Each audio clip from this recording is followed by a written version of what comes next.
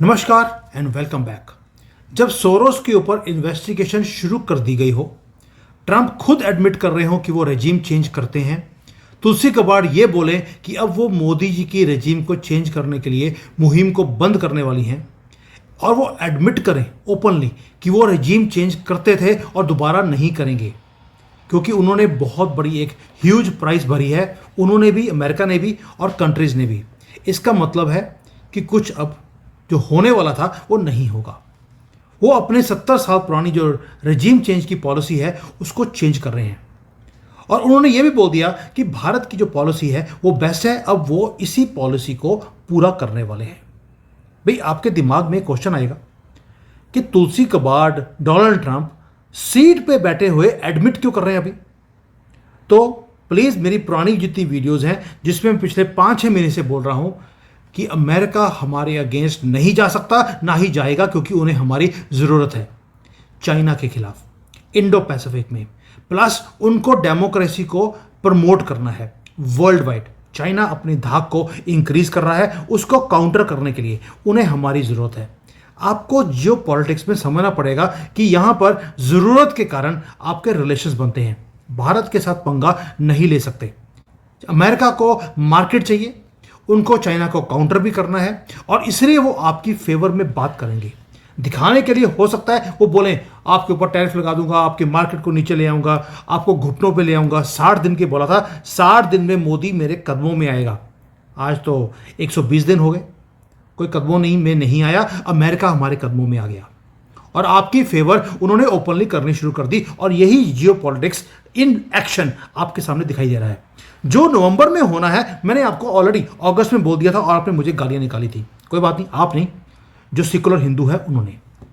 और मोदी को मालूम है इस गेम को खेलना कैसे है।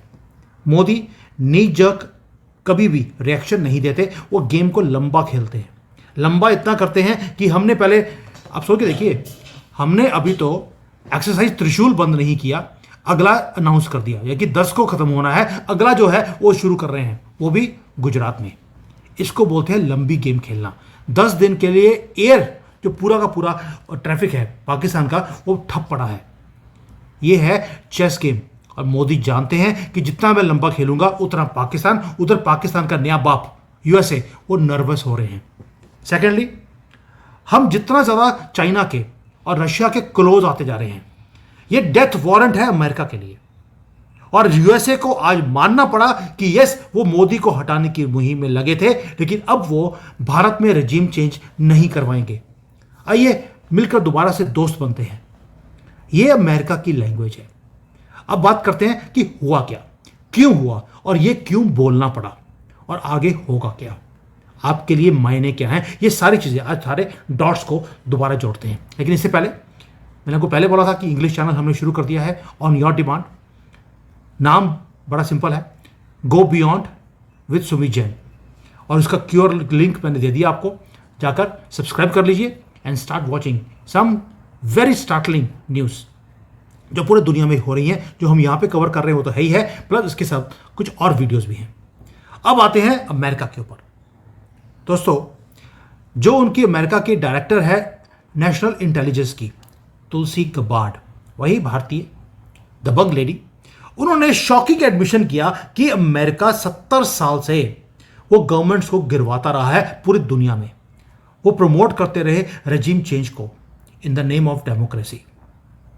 बट रियलिटी क्या थी? जब रेजिम चेंज होता है किसी भी कंट्री में, वहां पर इंस्टेबिलिटी आती है, और भारत की गवर्नमेंट को या भारत की कंट्री को बहुत हैवी प्राइस भरनी पड़ी इसी रेजिम चेंज के कारण। वो भी समझाऊंगा कैसे। पहले आते हैं कि तुलसी गबार्ड ने स्टेटमेंट जो दिया है वो अनप्रेसिडेंटेड है। ये कोई विसल ब्लोअर नहीं है दोस्तों, ना ही डैमेज कंट्रोल है। ओपनली डिक्लेयर कर रहा है। कौन? डोनाल्ड ट्रंप ने भी बोला अभी कि वेनेजुएला के अंदर उसने सीआईए को बोला है कि वहां की गवर्नमेंट को गिरवा दीजिए। और अब तुलसी गबार्ड ने बोलना शुरू कर दिया, जब वो कुर्सी पे बैठी है, कि अमेरिका की पुरानी पॉलिसीज रेजिम चेंज करने की फेल हो चुकी हैं। वो डिफेंड नहीं कर रही है अपने आप को, ना ही अपोलोजाइज कर रही है। वो अनाउंस कर रही है कि उनकी जो पॉलिसी है अमेरिकन गवर्नमेंट की, वो रिवर्स हो गई है। अब वो रेजिम चेंज नहीं करवाएंगे, अगर उनका प्रेसिडेंट भी बोले तो भी। प्लीज इसको केयरफुली सुनिए क्योंकि उसके वर्ड्स मैटर करते हैं। पहली बार है जहां पर सिटिंग गवर्नमेंट ने एडमिट किया है कि दुनिया भर में वो जो रीजन्स हैं उसको डिस्टेबलाइज करते हैं। नेशन बिल्डिंग एक्सरसाइजेस के नाम पर, डेमोक्रेसी प्रमोशन के नाम पर ये क्या करते हैं, रेजिम चेंज के ऑपरेशंस करते हैं। और जब रेजिम चेंज करने की कोशिश करी तो एक नई प्रॉब्लम खड़ी हो जाती है। आप ट्रैक रिकॉर्ड देखिए, 53 में ईरान के अंदर CIA गया, वहां के जो प्रधानमंत्री थे मोहम्मद मोसादेक, उसको निकाल दिया गया। ईरान उसके बाद खड़ा ही हो नहीं सका, इंसानों से वो जानवर बन गए। और किया क्यों था? क्योंकि अमेरिका को ईरान के अंदर जो ऑयल था उसको कंट्रोल करना था। 73 में चिली में गए, वहां पर रेजिम चेंज कर दिया, अभी भी स्यापा पड़ा हुआ है। यहीं नहीं, इवन गद्दाफी को लीबिया में किया, इराक में सद्दाम हुसैन को किया, वाजपेयी की गवर्नमेंट को भी गिरवाया। वाजपेयी की गवर्नमेंट को अमेरिका ने एक फेक नैरेटिव खड़ा किया गया कि जी जो कारगिल में लोग मरे थे उनके कॉफिन्स में वाजपेयी ने पैसे बनाए। उसको एम्पलीफाई किया एनडीटीवी ने। एनडीटीवी को फंडिंग आती थी CIA से, और एनडीटीवी माउथ पीस था कांग्रेस का। कांग्रेस को बुला लिया गया क्योंकि उनको मालूम था कि वाजपेयी जी को वो खरीद नहीं सकते।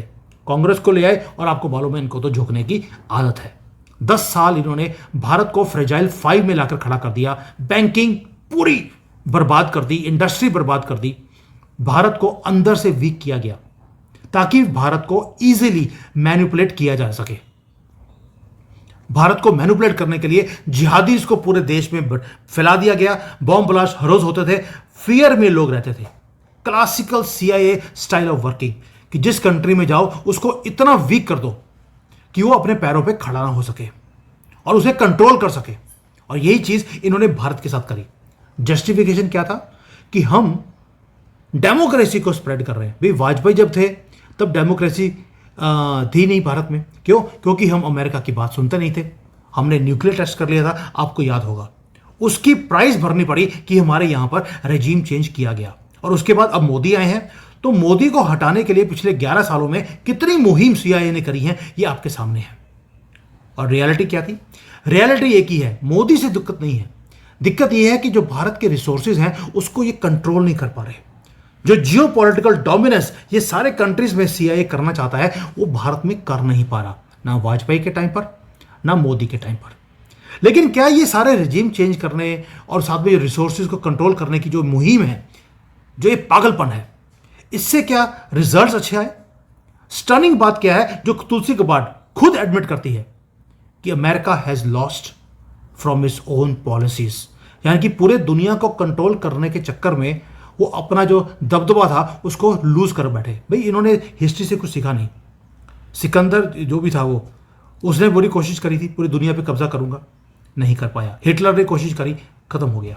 अब अमेरिका हमेशा ये कोशिश करता रहा, उसी चक्कर में $8 ट्रिलियन से ज्यादा वो स्पेंड कर चुका है पिछले 10 सालों में। $8 ट्रिलियन सिर्फ इसलिए कि रेजिम चेंज करने हैं, वहां के रिसोर्सेज को अपने कंट्रोल में करना है। और साथ में जो क्रेडिबिलिटी था अमेरिका का वो भी लूज कर दिया। कोई दोस्त नहीं रहा। सऊदी अरेबिया दोस्त था, ट्रस्ट नहीं करते। तुर्की नया नया दोस्त बना था, ट्रस्ट नहीं करता। पाकिस्तान इनका हमेशा ही अंडरवियर फ्रेंड रहा है अमेरिकन का, क्योंकि रेजिम चेंज करवाने में पाकिस्तान ने बड़ी हेल्प करी। वो डॉलर तो ले लेते हैं पाकिस्तान वाले, लेकिन अमेरिका के ऊपर ट्रस्ट नहीं करते। यानी कि अमेरिका के जितने भी अलाइज थे वो कोई भी इनके साथ नहीं खड़ा। और इस सारी चीज़ों के कारण भारत को बहुत बड़ी प्राइस भरनी पड़ी। वो कैसे? 2 चीज़ें हैं जो हमारे साथ हुई।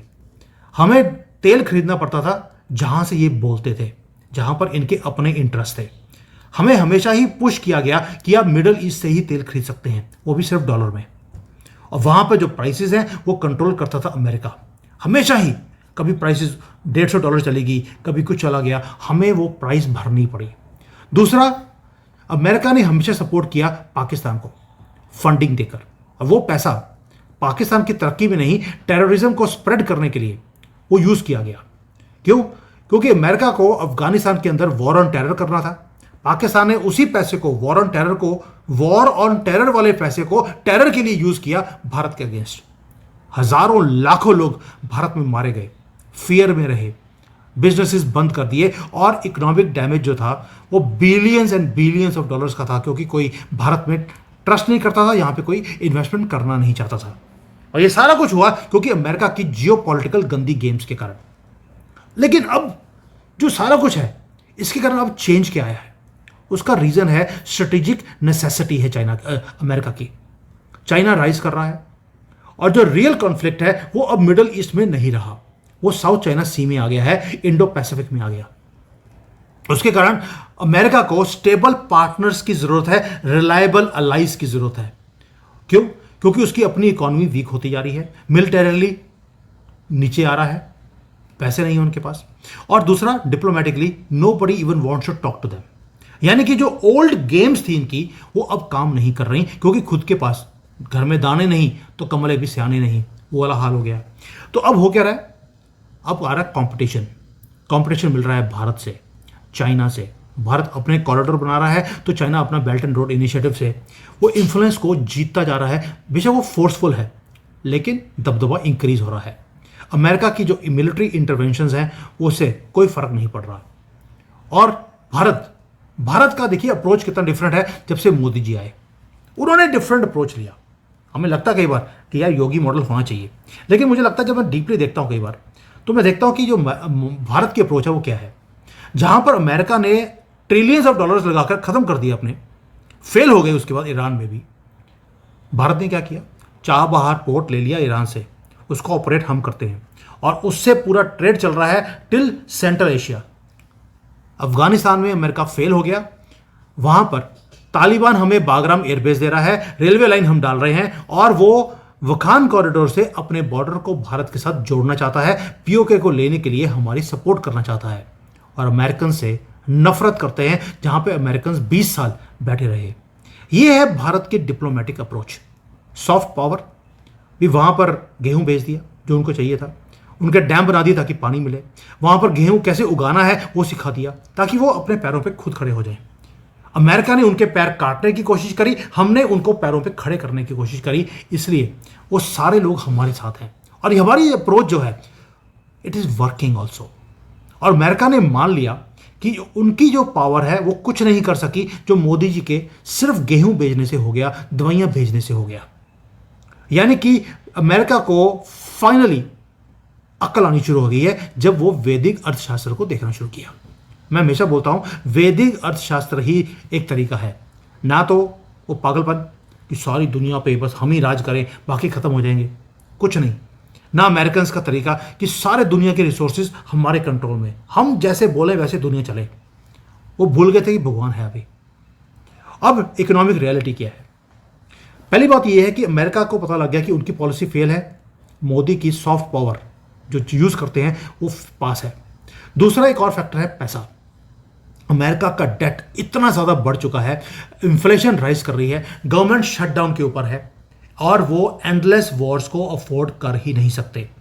तो तुलसी गबार्ड को बोलना पड़ा नो मोर रेजिम चेंज, बस अब अपने कंट्री के ऊपर हम कॉन्सेंट्रेट करेंगे। इसलिए वो नेटो से बाहर निकल रहे हैं, वो जितने भी दुनिया के अंदर ऑपरेशंस हैं उसमें से बाहर निकल रहे हैं। अब इन्होंने बोलना शुरू कर दिया कि अब डेमोक्रेसी को प्रमोट करने के लिए हम मिलिट्री की स्ट्रेटजी को यूज नहीं करेंगे, हम अपने कंट्री के अंदर पार्टनरशिप्स बनाएंगे जो हमारी इकोनॉमी को आगे लेके जाए, हमारे कंट्री को स्टेबल करे। ये दोस्तों इकोनॉमिक नेशनलिज्म है जो अब जाकर डोनाल्ड ट्रंप ने करना शुरू कर दिया। ये आइडियोलॉजिकल वॉरफेयर नहीं है, आपने दिखा दिया कि तरीका क्या है दुनिया को चलाने का। अपने कंट्री का ध्यान रखिए, अगर हम भारत फर्स्ट की बात करते हैं तो भारत फर्स्ट ही है। और ये जो स्ट्रेटेजिक शिफ्ट है अमेरिका के अंदर कि ये इन जो मिडिल ईस्ट के कॉन्फ्लिक्ट्स हैं उसमें से बाहर निकलो, इंडो पैसिफिक में कंपटीशन बढ़ता जा रहा है वहां पे एंटर करो, सिर्फ इसलिए उनको भारत की जरूरत है, उनको स्टेबिलिटी की जरूरत है अमेरिका को, उनको इकोनॉमिक प्रॉस्पेरिटी की जरूरत है। इसलिए गाजा के अंदर सीज फायर ट्रंप के प्रेशर के बाद करवाने के बाद ताकि ये बाहर से निकल जाए वहां से। ईरान का कॉन्फ्लिक्ट था उसको डी एस्केलेट किया गया रिसेंटली। जो एनर्जी सिक्योरिटी की डील्स हैं उसको साइन किया जा रहा है अमेरिका की तरफ से, कभी सऊदी अरेबिया कभी यूएई के साथ। और यही अपॉर्चुनिटी है भारत के लिए, क्योंकि ये जो शिफ्ट है ये मैसिव अपॉर्चुनिटी क्रिएट कर रहा है। अमेरिका अपने एलाइज के साथ अब मिलकर खड़ा होना चाहता है। उसको फाइनली उसको समझ आ गया कि ट्रस्ट दुनिया नहीं करती इनके ऊपर, उनको ट्रस्ट क्रिएट करना पड़ेगा। और अमेरिका के पास ना तो चाइना से के ऊपर ट्रस्ट करते हैं अमेरिकन, ना रशियंस के ऊपर, ना मिडल ईस्ट के ऊपर। उनके पास चॉइस नहीं है। उनको ट्रस्ट अगर क्रिएट करना है तो भारत के साथ ही करना पड़ेगा। और आपको मालूम है इवन की यूरोपियन यूनियन वो भी आहिस्ता आहिस्ता भारत की तरफ टिल्ट कर रहे हैं और they are pulling back from America also. Middle east के कंट्रीज हैं वो भी भारत के ऊपर डिपेंड कर रहे हैं। 130 कंट्रीज ग्लोबल साउथ के भारत के ऊपर डिपेंड कर रहे हैं। और ये चीज़ें आपको क्या लगता है अमेरिका को दिखता नहीं है कि चाइना जैसा कंट्री जो मेरा दुश्मन था वो भी हमारे साथ हमारे पाले में आ रहा है। और इसलिए ग्लोबल स्टेज के ऊपर जब हमारा दबदबा इंक्रीज होना शुरू हो गया, हमारी मिलिट्री पावर इंक्रीज हो रही है, 3rd या 4th लार्जेस्ट है हम लोग दुनिया में, उसके कारण अब अमेरिका को भी रेजिम चेंज भूलकर हमारे कदमों में आना पड़ेगा। They have surrendered. मैं कुछ बहुत ज़्यादा स्ट्रांग वर्ड यूज़ कर रहा हूँ। सरेंडर का मतलब है उनको पता लग गया मोदी को हटाने से कुछ नहीं होगा, अब हमें इसके साथ मिलकर ही काम करना पड़ेगा। ये है रियलिस्टिक मूवमेंट फॉर अमेरिका। लेकिन मेरा क्वेश्चन आपसे सिंपल है, क्या अमेरिका की पूंछ सीधी हो सकती है?